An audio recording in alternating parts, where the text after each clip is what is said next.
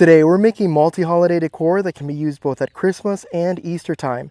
These bunny peep, cake pops, or marshmallow pops can be incorporated with any Easter decor, Christmas theme, or birthday celebration. So join me for the ride.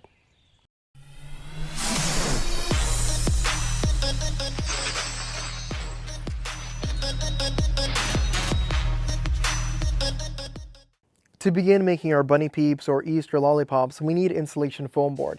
Now we use this stuff all the time, and they always come in sheets of 4 feet wide by 8 feet tall, and this one is 2 inches thick. You can definitely get ones that are thinner, but because it's windy here in the spring, I always go with a 2 inches thickness so it can withstand the windy elements better. We're going to use our projector that we have. I bought an inexpensive projector online. I'm going to link it in the bio below. I'm going to find a Google image of a bunny outline that I like. Then I'm going to project it onto this board over here. I'm probably going to try to make between 4 and 6 peeps. And once the projector is on, it puts the picture on here. We outline it with some marker or a pen, and then we cut it out with our jigsaw. It's super simple to do. So let's go find our Google image that we like, and let's start outlining. So once you get your tracer down, I printed this image off from Google Images, and we're going to put this right underneath the light, and it's going to project it right there. So let's turn off the lights and get to tracing. And just like that, it projects it onto the board. The closer you move to the board with the projector, the smaller it'll get. The further you go away, the larger it'll be. So I got it there, and let me start outlining.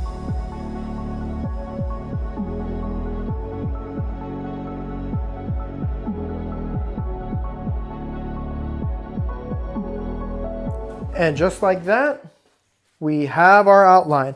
So now it's time to grab our jigsaw and start cutting this bad boy out. Then we're going to grab it once we're cut it out and outline 3 more on the board, and then we're good to go.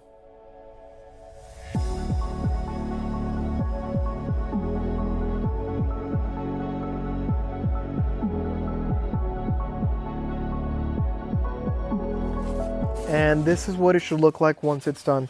Look at this awesome shape. So what we're gonna do is we're gonna place them down like this, and I'm just going to use a marker to outline this. We're gonna do a total of 4, and once you outline it, you cut it, and we're 50% done. So we're almost there. Let's get to it.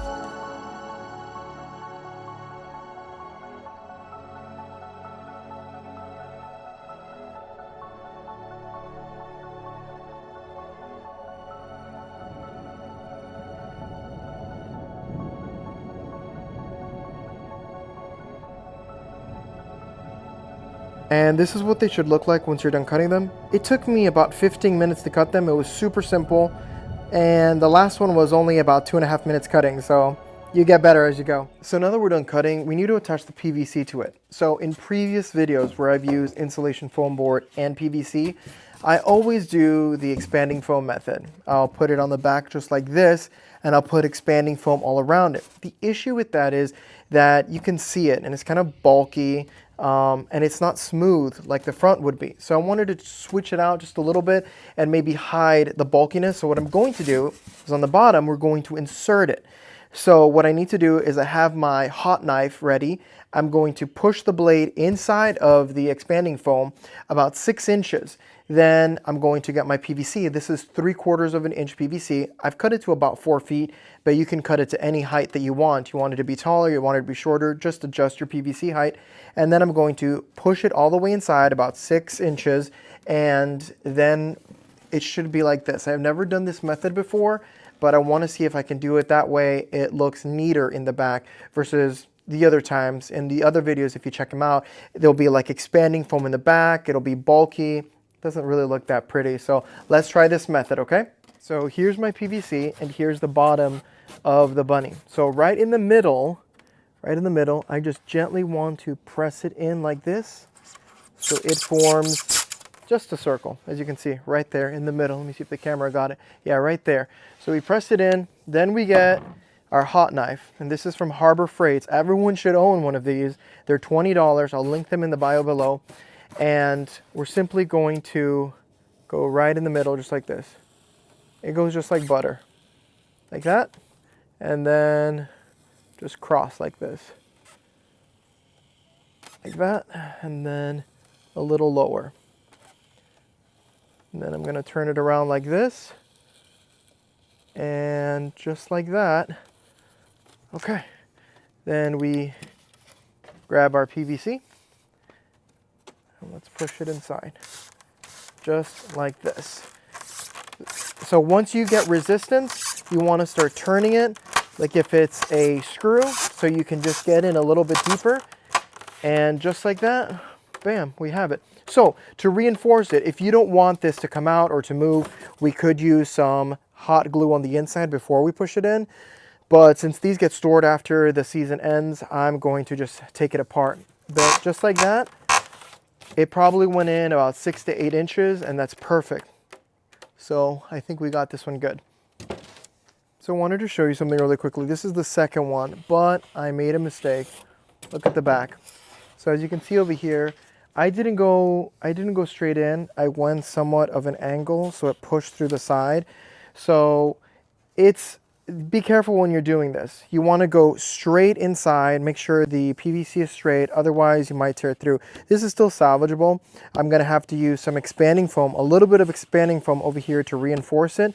But other than that, we can still use this. Just wanted to show you what happened to me. So be careful when going inside.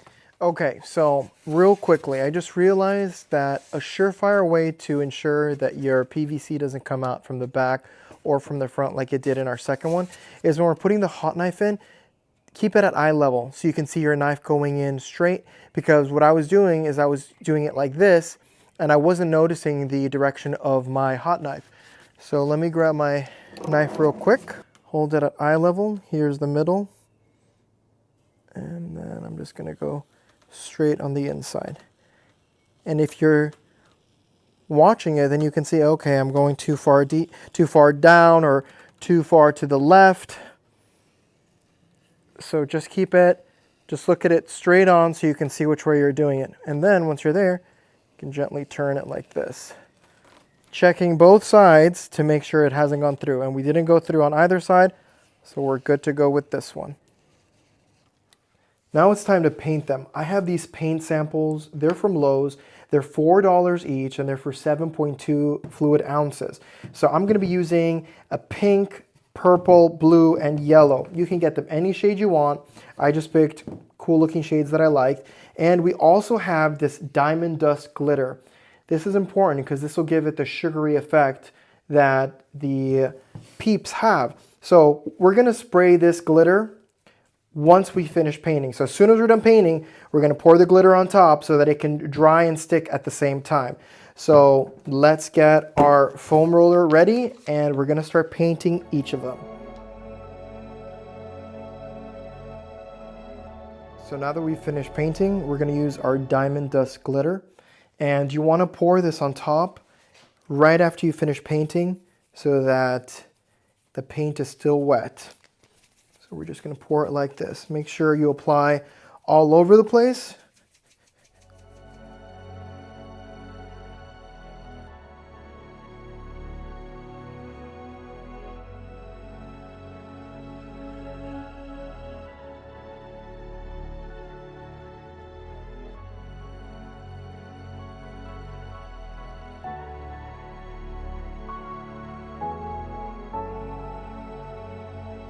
So now to put our decoration in the yard, I have our PVC and I have rebar. I'm linking this rebar in the bio below. They're pretty inexpensive, about $2, and we're simply going to push them into the ground, just like that. We're going to push them into the ground, and then we're going to get our PVC and we're going to put it over, just like this. And of course the decor goes on top. But this way is a surefire way to keep your decor standing. I always use the PVC and rebar method, so it's super easy to do. You can do it with, if you watch my other videos, I did it with the candy canes, with the lollipops. It's just super simple.